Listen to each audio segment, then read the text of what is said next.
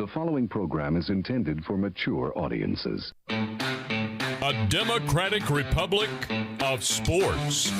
The Sportsocracy with ESPN Asheville hosts Tank Spencer and Jeremy Greene. And welcome into the Wicked Weed studio. WickedWeedBrewing.com. Drink different. I'm Tank Spencer. Jeremy Greene is alongside. It is a Tuesday morning. Welcome into the program where we talk fantasy football on this Tuesday. We got the Monday Night Football recap. Steelers beating the Bears. So, yes, we do have that big log jam in the AFC of all those 5-win teams. 9 of them now. Count them, 9. And the Bears feel like they've been cheated out of a win. All because the referees suck. Oh, here's the thing. They weren't. No, they weren't. They weren't. Here, you want to complain about the officials, and first of all, Cassius Marsh, I know who this guy is because I profiled him when he came out. I think he's played for 406 teams since he came out. Right. If you want to not be flagged for taunting, do your little dance, do your little Judy kick, or whatever you want to do. Right. Trot your little happy ass to the sideline. If you don't say anything, and he did say something, am I saying I liked the flag? No. Okay. Am I telling you that they have told every player in the NFL this 147 billion times? Mm-hmm. Yes. Shut up and go to the sideline and be done with it. Right. But you couldn't do that. You had the Judy kick and Ninja Star. It wasn't that. It wasn't the kick. It was the fact that he walked 10 yards toward the sideline, staring them down. And maybe he said something, maybe he didn't. And I'll be honest with you, I don't care. I don't care whether he said anything. And I don't care if Tony Corrente hip bumped it. He did. I don't care. He didn't. He did. Tony Corrente's 706 years old. He doesn't even know what a hip bump is. He did. He totally hip checked him. He caused the contact on the penalty throw, on the flag throw. And I'm more irritated that he held it like a Steph Curry 3-pointer. Like he pulled that flag out and just went. Yep. Stop that. Stop doing that. Derek Farrow said in the comments, NFL officials need to be held to a higher standard. Yes, they do. I agree with you. Here's the thing. They have told the officials to do this. Whether you like it or not, this is what the owners want. Why? I do not know. It beats the high holy hell out of me. Because there's too much violence. There's too much violence in the game. There was nothing violent about this. No, but that's why they did the rule. Remember, that's what they kept telling us was, we got to cut down on all this taunting because it leads to physical altercations on the field later in the game. It leads to violence. I choose violence. You always have to choose violence. This is football. Yeah. Choose violence. Just think about this. You put on a helmet and run at somebody at full speed. Yeah. I believe this is violent by nature. It's actually become the mantra in our house of my kids playing football for the first time this year. And I had to that's been his motto of when you're on that football field, that's the one place where you can be violent. Choose violence. You should always choose violence. Speaking of choosing violence, check out our friends at Rogue Combat Club. That's controlled violence. I did steal that. I did steal that motto from the Rogue Combat Club of choose violence. It's controlled violence. Yeah, it's fine. When the occasion arises, when it's necessary, you choose violence. I mean, did you have any sweeping takeaway from last night? Justin Fields is getting better. Week after week, he's getting better. He's still bad. He's a mediocre NFL quarterback. And that's fine for a guy who's 7 weeks into his first NFL season. I mean, you look at how it started and how it's going. How it's going is not too bad. And it's not going to cost Matt Nagy his job. Chris Stansbury said, like the Nuggets Heat game last night, violence. Violence. Yeah, Nikola Jokic looked at Markieff Morris and said, if he dies, he dies. Mm-hmm. Love Nikola Jokic. Yeah. Gotta love him. I ain't going to take your shit. I will not take your shit. That was a hip check. Markieff Morris, that was a hip check. Yeah, and or more like a shoulder check. And Nikola Jokic went, do you know who I am? Right, I'm the fucking MVP. Hey, y'all, watch this. He's definitely going to get suspended for that. You want to see a dead body?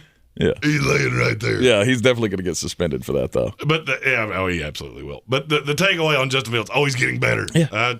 And he's getting better. I mean, what more can you ask of a rookie quarterback than to no rookie season has ever started out that poorly. Oh, yeah, there have been way worse than that. Really? Oh, God, yeah. Getting sacked 9 times or whatever it was in his first outing, second outing. I mean, if you want to do that, let's have a fun. Who was the worst rookie ever? Because there are a slew of them. Mm-hmm.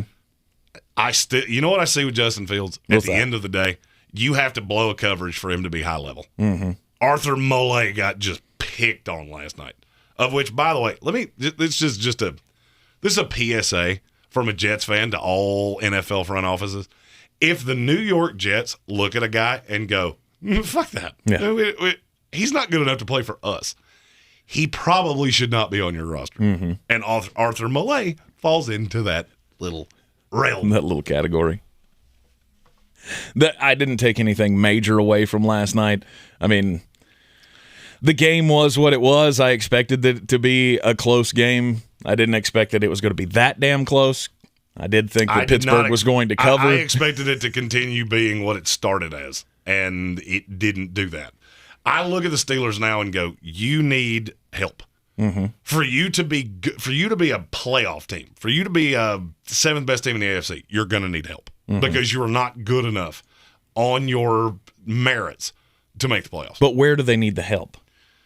That's the question. From the opposition. They're going to have to slightly beat themselves. Right. Good, even in this case, a mediocre team. Mm-hmm. A mediocre team had to, for lack of a better word, beat themselves for you to beat them at home. Mm-hmm. And that would worry me. If I'm a Steelers fan, I would be concerned that we can't just put these teams away. Adam Black said he threw pretty well from the pocket. Yeah. I need you to look at the windows he was throwing into. Mm-hmm. Nobody ever doubted the arm. He's got it. Justin Fields has an arm, and he's athletic as hell. Mm-hmm. Here's the problem. He cannot run through a progression to save his life. Best throw he made the entire night was a seam pass to, I think it went to Komet. Okay. There's nobody within 10 yards on any side of him. Mm-hmm. He can't make the tight window throw. He's not high-level accurate. Right. Even the touchdown late, it's a blown coverage. They didn't get home, and Mole's out there on an island. Mm-hmm. And it's high-level NFL quarterbacks have to be able to make tight window throws. He can't do it. Okay. And that's not something that he can learn. That's not something with more experience he can get better at. See, this is the thing. It always irritates me when you talk about Justin Fields and you're always just so dogmatic about, oh, this guy sucks. Yeah, well, this is the probably 300th quarterback I've graded. And I'm not trying to throw shade at your abilities or your scouting prowess and all of that, but I mean, at least you can look at Justin Fields and go, he's getting better. I never disputed that. Okay. I'm saying he does not have the high level upside. Yeah. Can he get better at that? Name the one that did. Mm-hmm. I'll wait. I'll give you a hint. The list is real long. You want to hear it? You want to hear it again? You can't get over the mental processes. Mm-hmm. All right. Mac Jones has a very good mental process. I mean, there are a slew of quarterbacks in this league that are not great. Lamar Jackson's not great. Mm-hmm. He's otherworldly athletic. Mm-hmm. You know what Lamar Jackson did that is very, very rare? What's that? He changed the way he thought about the game. When Lamar Jackson came in his league, he one read, take off. Mm-hmm. He doesn't do that anymore. Mm-hmm. How much of that's Greg Roman? How much of that's the offense? I can't answer that. I'm not in the building. But he still has the games that Baltimore loses where you go, what in the fuck was Lamar Jackson thinking right there? Mm-hmm. He reverts back to that. Lamar Jackson's more athletic, more physically gifted, bigger arm, all the things than Justin Fields. Okay, no doubt. Here's where Rob Johnson hit it absolutely on the head. He cannot stop taking hits. Agreed. He can't. Mm-hmm. It's not in his – this is what happens when players are the most athletic, physical marvel on every field they ever step foot on. They never progress. Mm-hmm. And there have been a slew of these.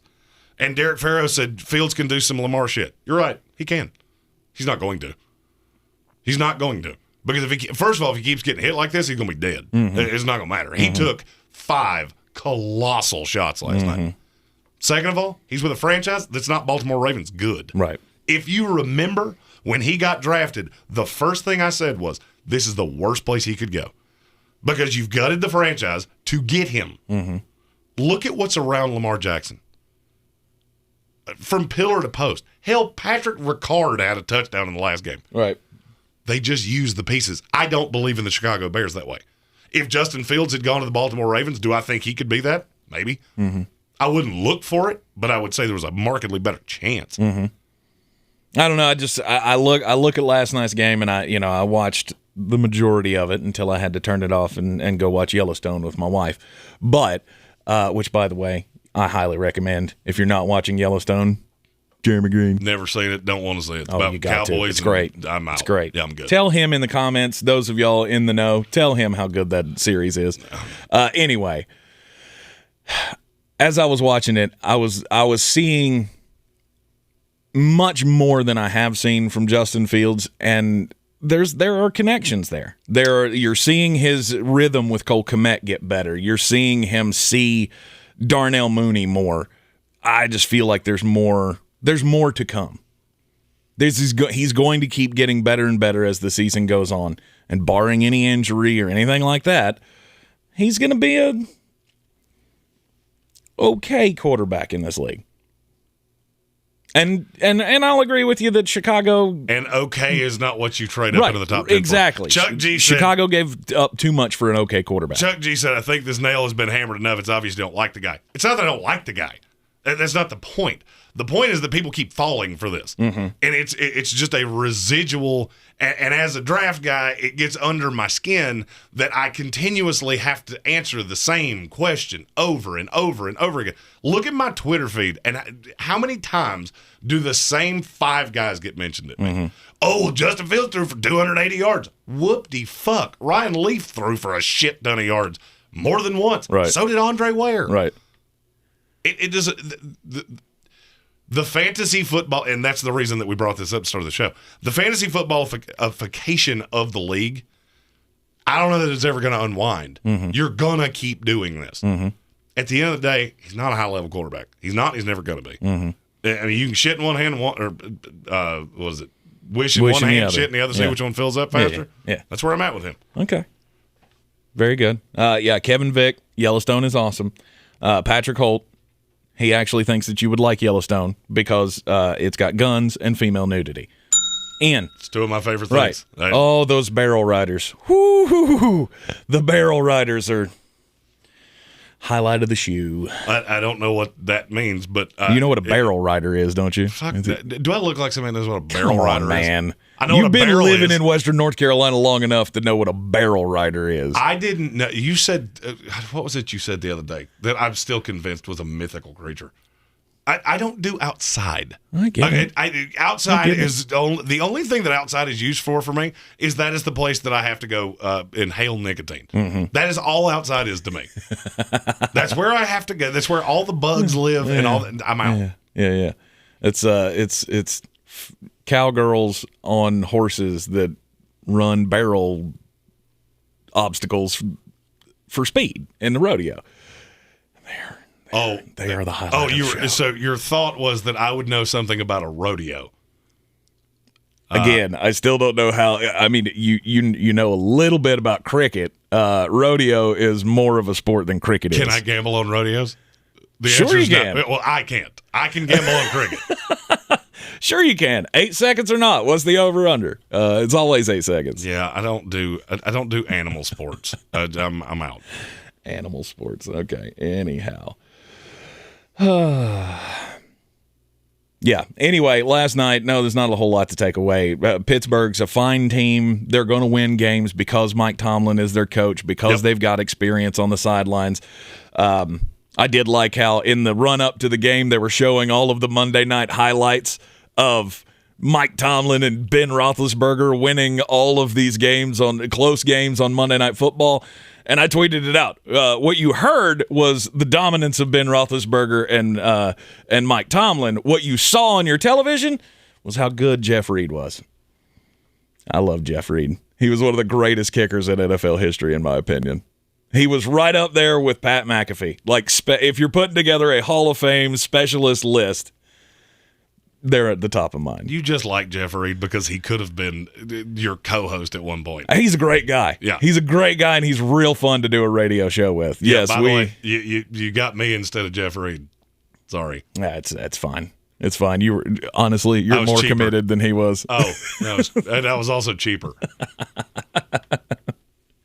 So anyhow, last Monday Night Football, it didn't let us down. It gave you some drama there at the end. Unfortunately, Cairo Santos couldn't hit a 65-yarder to win it. And by the way, that tells you everything you need to know. The fact that Matt Nagy looked at a field goal that I would have bet my ability to have fun for the rest of my life that there's not a kicker on the planet Earth that could have made that field goal. In Pittsburgh, at night. It's the only shot you got. No, it's not. You chuck one in the end zone. Yeah. That was Matt Nagy. To me, see, your takeaway was, Matt Nagy's not going to get fired now. My takeaway, that's exactly why you should fire Matt Nagy, because he's an idiot. For trying a 65-yard field goal. That's stupid. There's no shot in hell.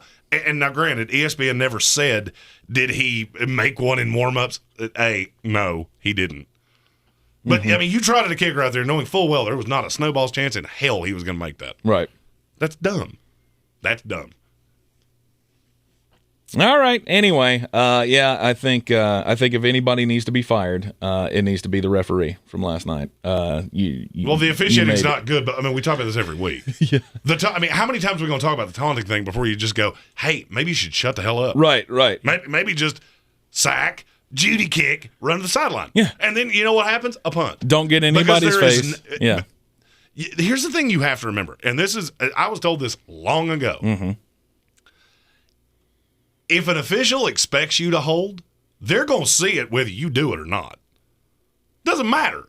You have to, when you set the expectation that you're undisciplined, which the Bears are, they will start looking for things. And you know what?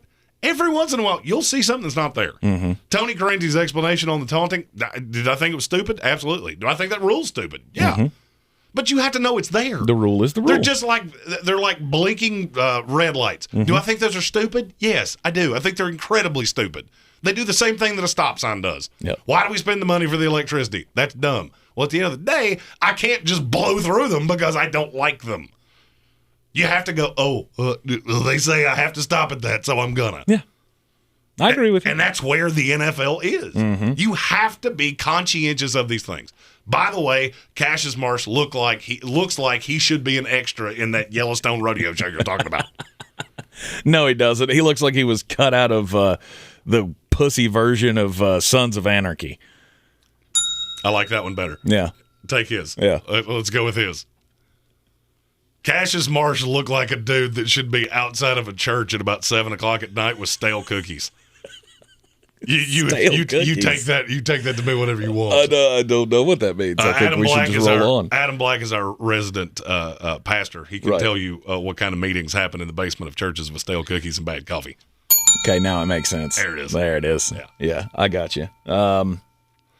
You said that, and I thought he'd be the guy waking up at 7:30 in the morning on the steps of the church. with something to repent for. With no gold medallions across his chest and no big giant fur coat. Bingo. Yeah. He's wearing the starter jacket that I gave to the Salvation Army when I was in high school. And he has $100 in his pocket. He doesn't know where it came from. He's hanging out down at the hot spot, bumming haters from people at 3 o'clock in the morning around the gambling machines. Yeah, Cassius Marsh looks like a guy that plays slot machines at the hot spot at 3 o'clock in the morning. Bingo. That's the winner. All right. So, fixing your fantasy team this week. Let's go buy, sell, holds. Well, let's do waivers first. You want to do waivers first? The waivers is dumb this week, and if you're counting on waivers, you're in trouble anyway. Yeah, all right. So waiver wire this week, your top targets. At the quarterback position. It's Matt Ryan and no one else. If you're absolutely dead, deceased, need a living creature at quarterback, you could play Ben Roethlisberger this week. Here's the thing. I don't necessarily love that because I think they're going to run Najee Harris absolutely down Detroit's throat. So I don't think Ben will be all that good, and he hasn't really been good. Has he had a startable game yet? A startable game yet? I don't think he has. I mean, I'm killed at quarterback in one league, and I had to start him this week, and he got 22 points, and it's fine. I think that was actually like his third highest scoring game of the year, but I don't think he's hit over 30 yet.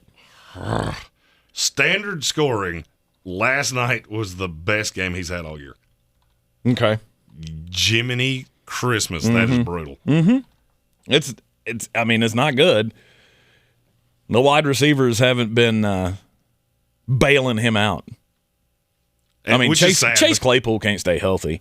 I mean, he leaves every game hurt. Yeah, well, he's a thin receiver. Mm-hmm. And that was one of the things people dinged him on. He's still an otherworldly talent. Oh, no doubt. But I mean, in the first quarter, I think it was either the first drive or the second drive when he caught that 26-yard pass for a first down. You went, "Oh, it's going to be a Chase Claypool game," and no.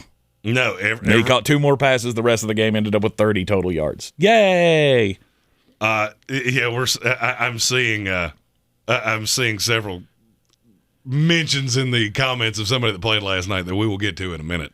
Alex S. asked, I have Kittle, Schultz, and Gesicki. Which one do I drop or trade? I wouldn't drop any of them, but I would look to move. Kittle's the one you want to play.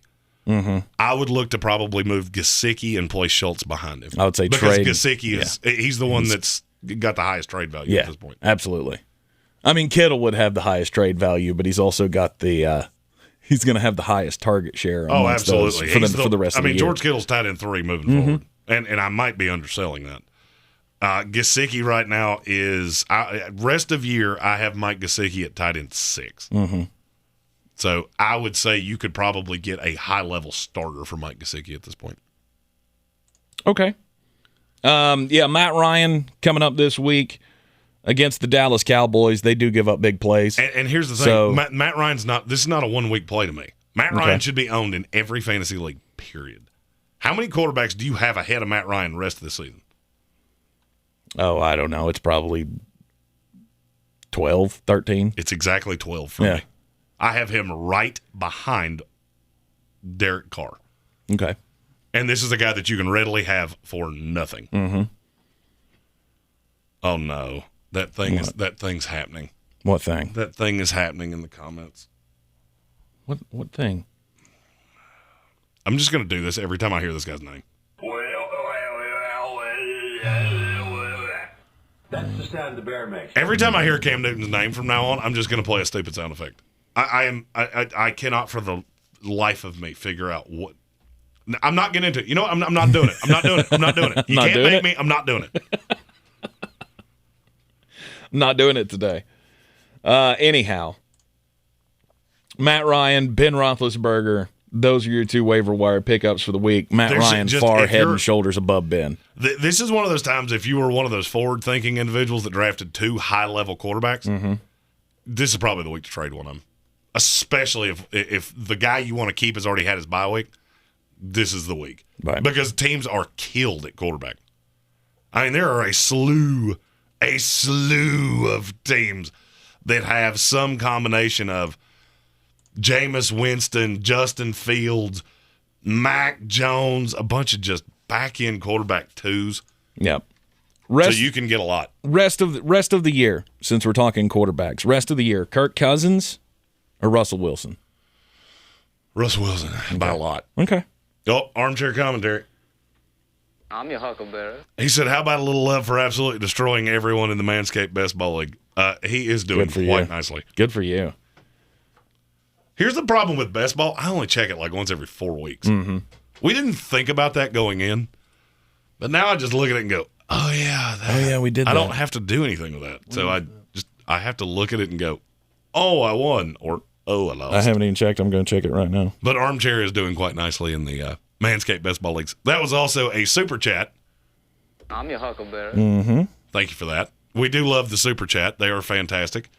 And we will put them on the screen. Armchair, I'm going to pin that one for the afternoon show.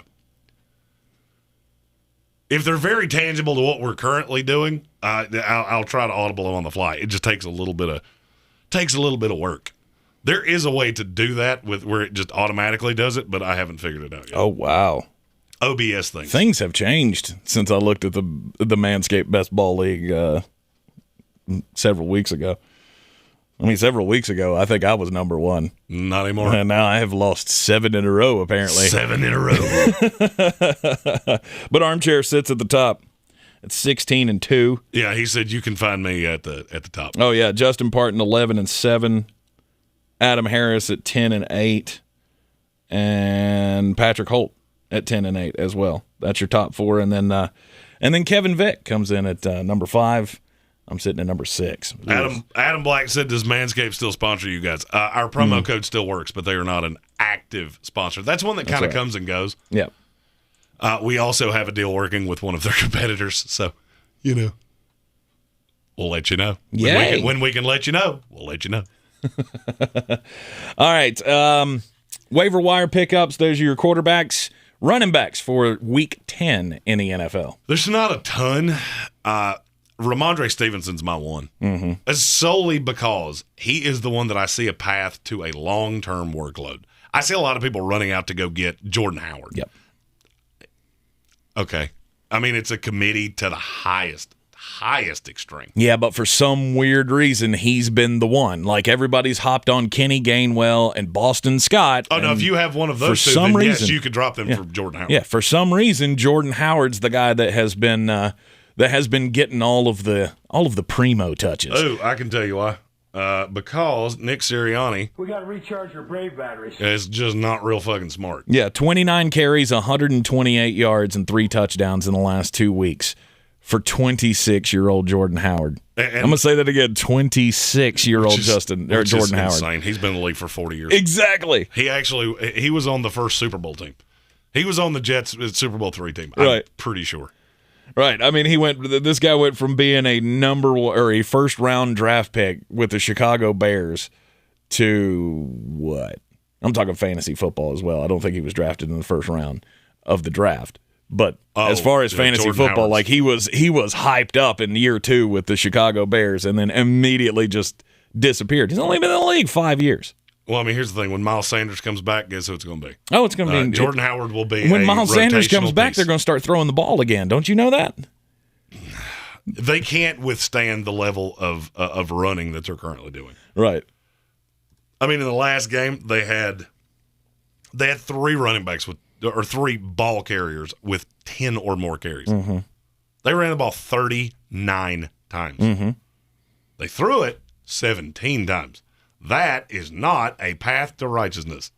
No, but this is what they have to do with a bad quarterback. Yeah, but you can't go this drastic. I think last week was proof positive of, I mean, you can do this and it'll keep you in games because you're going to deal with the clock. The problem is if you can't throw the ball, you're a sitting duck.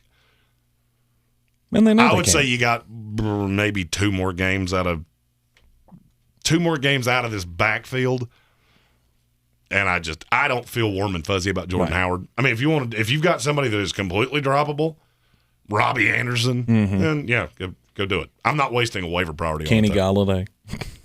Kenny Galladay's not droppable. Really? No, he's not droppable. He's awful. He's never healthy. No. Never plays. He is never healthy. I've gotten to that point with him of just, I'm done. Yeah, Kenny Galladay, rest of year for me is... he's down there far enough. He's down there enough that I probably don't necessarily have to talk about it. Yeah. Good God, where is he? You're on this list somewhere. I know it. I agree with making Ramondre Stevenson the number 1 running back to go out and get this week. Damian Harris is nicked up, and Ramondre had a pop game. So this is how it goes on the waiver wire every week. You got to chase those running backs, and he's the best one. Jordan Howard has to be on the list, though, just because of his last 2 weeks of production. You can't ignore that kind of thing. And especially if you've got people in your league that have already gone out and gotten Boston Scott and Kenny Gainwell, you can come in behind them and snake the one that's actually doing something. Matt Hoffman said in the comments that now that David Montgomery's back, Khalil Herbert basically died last night. Don't be so sure of that. I think last night was game script. Montgomery was without a doubt the better running back last night, and he's the more talented running back. They do believe in Khalil Herbert, and he has a role. I'm not saying, if a guy that we're going to talk about later is available on your waiver wire, then sure, you drop in for Khalil Herbert. None of the guys I've talked about so far. No, nobody you've mentioned, nobody I've mentioned, none of them are worth dropping Khalil Herbert for. Right. I don't think you hold. I don't think you do. To me, you got to hold on to Khalil Herbert. Well, at this point, he's a great handcuff because David Montgomery lives hurt. Right. Almost making the waiver wire list for me this week in running backs was Alexander Madison. I mean, he's still under 50% Which owned. Is stupid. And at any point, Dalvin Cook could go down, and we've already seen what he's capable of this year. Stephen Tao said they let Mooney play running back instead of Herbert. Yeah, that's because with Justin Fields, you have to play sleight of hand, close-up magic. If my wife's in the comments, she is going to say, I heard that phrase a bunch of times last night. All right, wide receivers to pick up for Week 10. Rashad Bateman. You just going to keep throwing that name out These there. are 1, 2, and 3 for me. Well, 2, 3, and 4. We haven't talked about 1 for me. Rashad Bateman, Elijah Moore, Donovan Peoples-Jones. All 3 of them are, I would say, they're wide receiver 3s for the rest of the year. I believe I have all 3 of them in the top 40. Donovan Peoples-Jones, to me, he's the number 1. To me, he's the number 3. Yeah. I have Bateman rest of year. I have Rashad Bateman at 29. I have Elijah Moore at 32. And I have Donovan Peoples-Jones at 38. So he's the furthest one back there, solely because I don't think they're going to pass enough. Jarvis Landry is still going to be a problem. But when they do, in the last 2 games that he has played, because he had 2 weeks off in between this past week and the last game that he played, when he plays, he is Baker's home run threat. And I get that. I'm just telling you, there are a lot of really difficult defenses to deal with. For me, I look at 2. Rashad Bateman, to me, is the best receiver for the Baltimore Ravens. Will Marquise Brown outscore him? Yes, because he's a deep threat. Rashad Bateman is going to pilfer into Mark Andrews, and I just think he's insanely talented. Elijah Moore, they're going to be behind a lot, and he's the best receiver on that team, and he's really hard to defend. Yeah. Peoples-Jones, that's just one of those that I could – do I like him? Yes. That's the offense that's going to throw the least of these 3, and it's not even close, and he's running as the 2. Yeah. The other 2 guys are probably the best receivers on their own teams. You've seen it from Elijah Moore. I have yet to see it from Rashad Bateman. Nobody's getting the targets, and it's Lamar Jackson, and it's such a hard offense to defend. Rashad Bateman's going to have one of those weeks that wins you lots of doll hairs in DFS. Right. It's just a question of when is that week coming. Right. And I'm afraid it's this week where you can't play him in stupid millionaire. But Elijah is coming on, so I will give you that as well. These are definitely the top 3 wide receivers to me on the waiver wire. Who's the one that you didn't put on the list? There are 2 that we've been asked about in the comments. Russell Gage I have as a back-end wide receiver 4 for the rest of the year. I just don't know. I don't know that Russell Gage can hold up to wide receiver 1 coverage. Should he be owned? Yes. Am I feeling particularly good about it? No. And Alex S. asked about Julio. I have Julio Jones as a back-end wide receiver 3 for the rest of the year. I have him at 33. Okay. They're going to pass more with no Derrick Henry. There's just no way around they it. have to, yeah. But now you have Jeremy McNichols out of the backfield. Ferkser still is competitive for targets. I don't hate Julio. I'm sure as hell not selling him for what I could get for him right now. I would rather just hold on and ride it in the hopes that he gets it right. Julio's the same guy we told you before the season. He's going to be a decoy way more often than you think because he's a guy at 33 years old, however old. 33, I think. That's what I had in my head, but it didn't sound right when I said it. He just can't stay healthy. So he's really, really hard to trust. And like Armchair said in the comments, he's very touchdown dependent. I think he was talking about Donovan Peoples-Jones. was very touchdown dependent. But he's right there as well. Peoples-Jones is not touchdown dependent, though.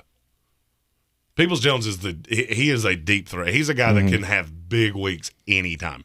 I loved him coming out. I mean, you remember how I waxed poetic about Donovan Peoples-Jones because he was a height, weight, speed guy. Mm-hmm. And now that Odell Beckham Jr. is not in his way, then, yeah, he can be that guy. Well, I mean, he should be owned in every fantasy league. Let me put it that way. In his last 2 games, as I said, he had the 2-week layoff in between. But the last 2 games, he's caught 6 passes. But he's also got 3 touchdowns out of those 6 catches. And that pushes players up. Mm-hmm. There's just no way around it. Oh, yeah. I mean, but if you're looking at I'm looking at targets for Cleveland. All right, so in the 2 weeks without Odell Beckham Jr., how many times has a receiver had more than 5 targets in the last 2 games for the Cleveland Browns? 6. It's twice.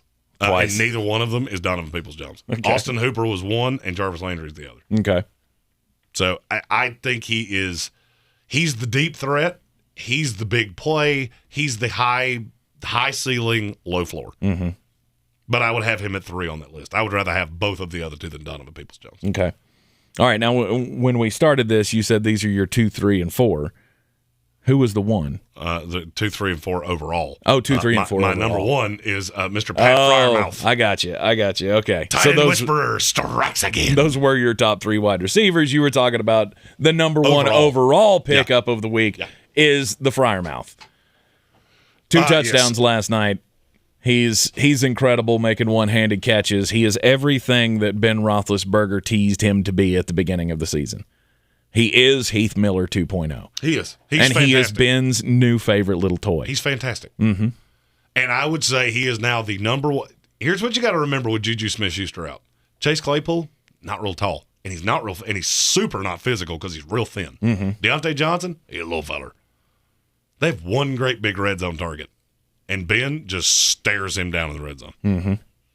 3 touchdowns in the last 2 weeks. It's going to keep happening. I think it would be safe to call him this year's Robert Tonyan for the last back half of the season. Oh, yeah. He's a no doubt. I'll put it this way. For the rest of the year at tight end, how many tight ends do you think I have ahead of Pat Freiermuth? 6. You're too high.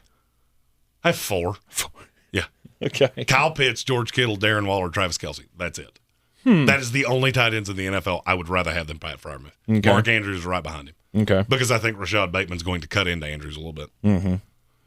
And that leads us, before we move off, and I don't want to move off this, I just want to segue it into something. Right. And Logan Thomas, if Pat Freiermuth has been gotten, I think Logan Thomas coming back this week.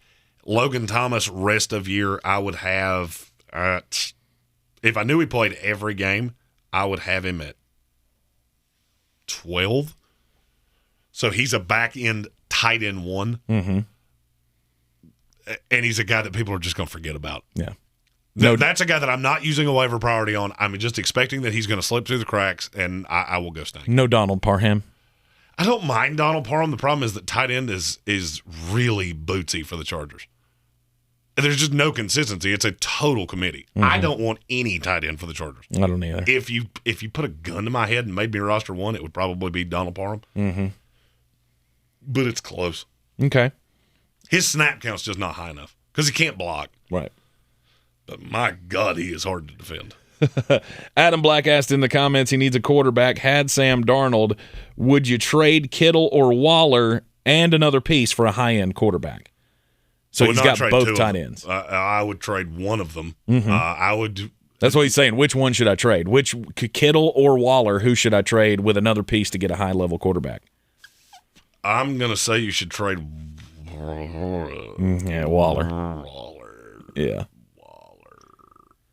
The only thing that makes me nervous is that Kittle is such an injury risk. Because you could end up with neither one of them. Mm-hmm. So, you know what? As a matter of fact, I'm going to audible that. I think Waller is the safer place. I would trade Kittle coming off the big game to a team that is killed at tight end. And but I wouldn't go any less than, I would have to get Lamar Jackson and probably something else. to give up George Kittle. There's just not that many tight ends. Okay, so you wouldn't give up the tight end and another piece. Hell you no. would be getting a piece. There's not a quarterback in the league that I would give up George Kittle or Darren Waller and something else to get. There's not one. Okay. There's just not one. Because the one quarterback, well, two. There are two quarterbacks that I would probably be willing to do that, and my fear is that come playoff weeks, they're going to be sitting on the bench because they will have won their division with a month to go left in the year. So it's Lamar Jackson and Kyler? Kyler and Josh Allen were the two I was going to say. Lamar, he will continue playing. Mm-hmm. Lamar is my quarterback one for the rest of the year. Mm-hmm. Number one with a bullet. Yep. So that's who I would be looking for. Armchair ass starting Matt Ryan over Kirk Cousins, right? So it's Matt Ryan against Dallas, Kirk Cousins. I don't care. Who do they play? Unless it's the Jacksonville Jaguars, I really don't care. It's the Chargers. Yeah, it's Matt Ryan. Mm-hmm. Pretty aggressively, actually. Yeah, I would agree with that as Adam well. Black said he was offered Russell Wilson for Kittle and turned it down. I would do Wilson and another player. Mm-hmm. I would do Wilson another piece because they can't run. And so, Russell Wilson for the rest of the year, I have him markedly higher than – I have him at 6 for the rest of the year. Okay. So I'm very bullish on Russell Wilson. I would probably Adam Blake, if I were you, I would revisit that and say, what is the other piece I could get? Mm-hmm. Rashad Bateman, Pat Freiermuth, basically any guy we've talked about in this show. Donovan Peoples-Jones. It's close. I wouldn't love it, but I would probably be okay with it because I think those two are very close. Mm-hmm. Wins or Matt Ryan for the rest of the season. I'm sorry, Alex S. I saw that you asked that, and then it slipped my mind. I'm going to go Matt Ryan. Agreed.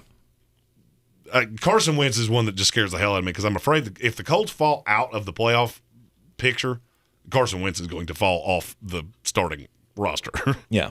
And he will be sitting there with a towel around he's his neck. also not the feature. He's also not the feature of the offense. No, the feature of the offense is Jonathan Taylor. Mm-hmm.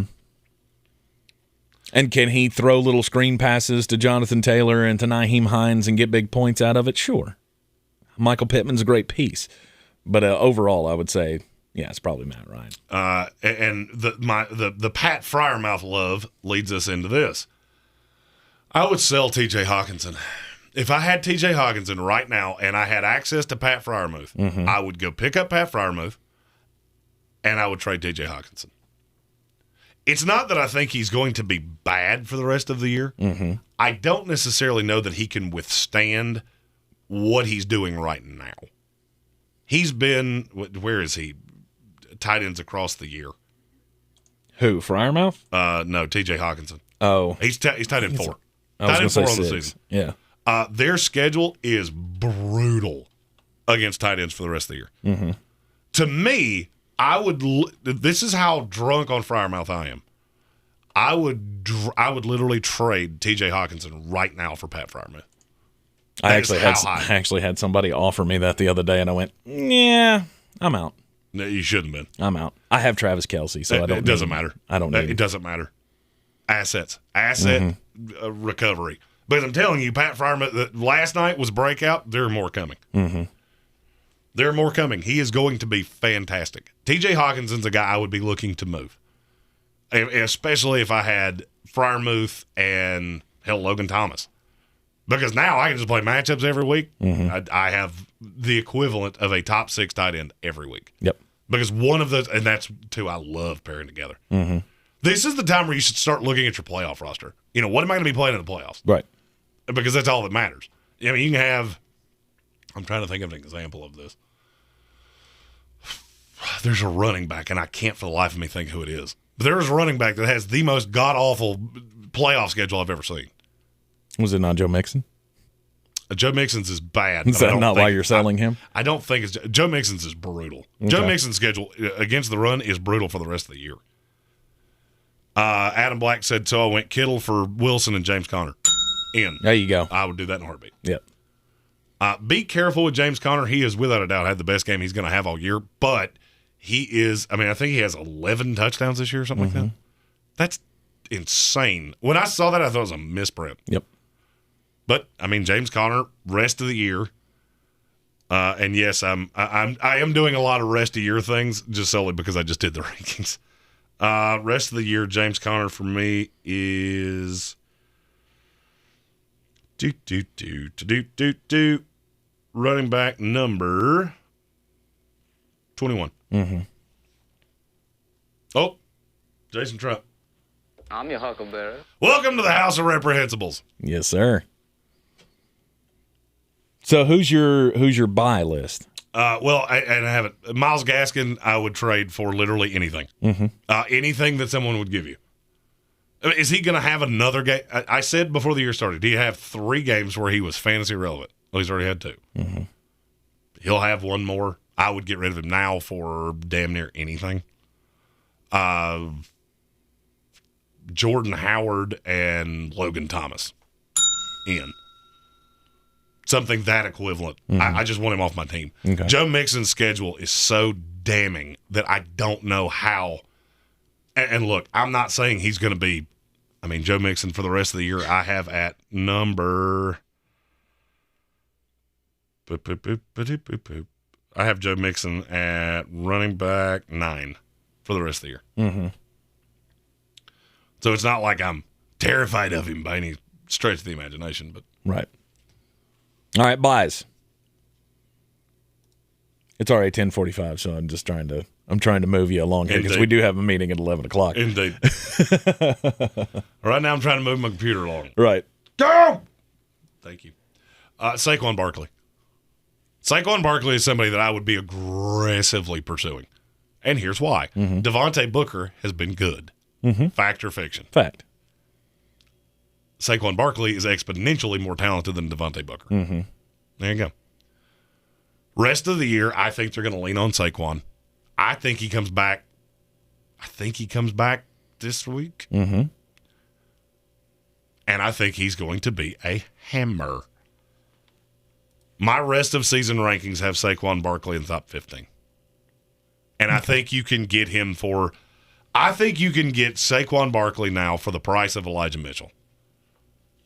And I would do it in a heartbeat. Mm-hmm. Solely because I don't know what that backfield's going to look like. You're not worried about taking the risk with the injury. No. No. And here's the thing. I don't want Saquon to be my one. Mm-hmm. I would like to have him – I'm not trading Joe Mixon for him. Right. All right, so I said sell Joe Mixon. I'm not saying sell Joe Mixon for Saquon Barkley. Mm-hmm. I would do 2 – I think you could get Saquon right now for Devin Singletary and a pretty good receiver. Not a great one. Because whoever has Saquon Barkley is getting tired of this. So like Deontay Johnson? No, that's too high. That's too high? That's too high for me. Okay. I would say somebody more like DJ Moore, Cortland Sutton, Devontae Smith, Christian Kirk coming off a big game. Mm-hmm. I think you can get Saquon Barkley from most Saquon Barkley owners for something like that. And I would do it in a heartbeat. How much higher on your rest of year list do you have Deontay Johnson than Christian Kirk? Deontay Johnson's top 15 rest of the year. Deontay Johnson is number 15 rest of the year. There you go. Right behind Deebo Samuel. All right. Who did you ask me comparing him to? Christian Kirk. 31.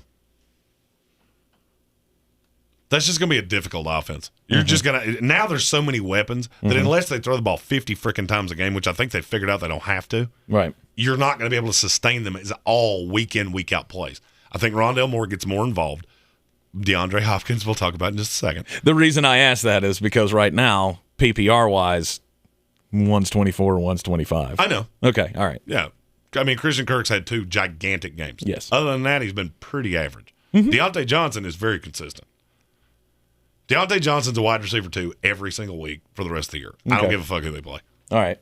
Also going out to buy Michael Pittman. And here's the thing. My buy list usually comes from people – I see sell lists, and I see a lot of people saying they're selling Michael Pittman because, the target share will go down with T.Y. Hilton. Yeah, and then he'll get hurt 5 minutes later. Mm-hmm. I do not care. Michael Pittman's the best receiver on that team by a mile. Mm-hmm. Where do you think I have Michael Pittman for the rest of the year?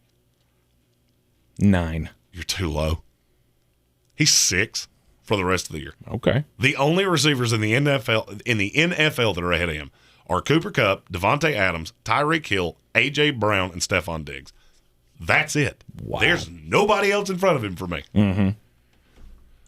Rob Johnson said, are you selling DJ Moore? Depends on what I can get for him.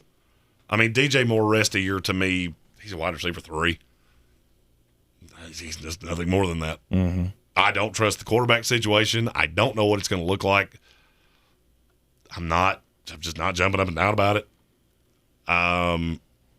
Michael Whiteside said, are you selling A.J. Brown and Adam Thielen? Funny you asked about Adam Thielen. The other buy, by the way, Dallas Goedert. Mm-hmm. I don't know that you'll be able to get him for a price that's even reasonable, but there are so many tight ends that I think are going to be moving to. Tight ends about to become like the shell game, of where we all just go, oh, I've got 2. Well, I have none. And you start moving them around, and then all of a sudden you look and go, well, fuck, everybody has a tight end now. Right. Dallas Goedert's one that I like for the rest of the year. A.J. Brown he's a super high-end wide receiver 1 for me. I am not selling him under any circumstances. If somebody in my league's selling him, I want him. Mm-hmm. If you're selling, I'm buying. Now, Adam Thielen, funny you asked me about him, because he's on the whole list. Oh, he only had 7 yards? Mm-hmm. He also had a touchdown. And it was a weird game. It's just a weird game. Adam Thielen, the rest of the year, 20. I think that's reasonable. He's somewhere in that neighborhood. Mm-hmm.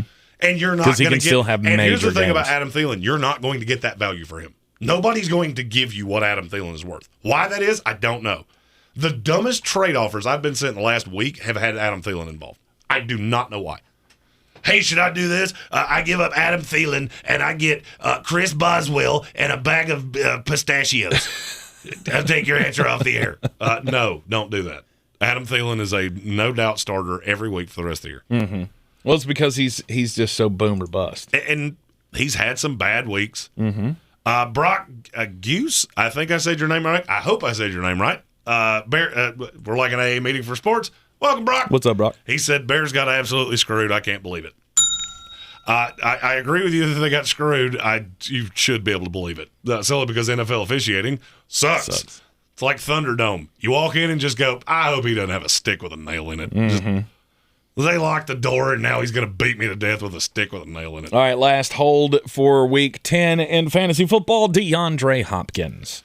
This is one that I see way too many people trying to move, and I don't get it. That's because he hasn't been good. He's been hurt. He's been on and off the field. It has, the big splash plays haven't been there like you expect them to be. And I totally understand all of those things. Mm-hmm. And you know how much it means to me? Not nary a damn thing. Yeah, but they're also thinking, I can sell him on name. I can sell him on the hope that things are going to turn around. That once he's healthy, and once Kyler's healthy, if that ever happens, then I'm going to be able to sell him for his name. Okay, so DeAndre Hopkins, oh, God, he's been so bad. Oh, he's been horrible. He sucks so bad. Where is he overall among wide receivers? 14. I knew you were going to say a number too low because of how I set that up. Yeah. 19. You know he's in front of? Terry McLaurin, Stephon Diggs, Amari Cooper, Christian Kirk, Deontay Johnson, Cortland Sutton, A.J. Brown, Devontae Smith.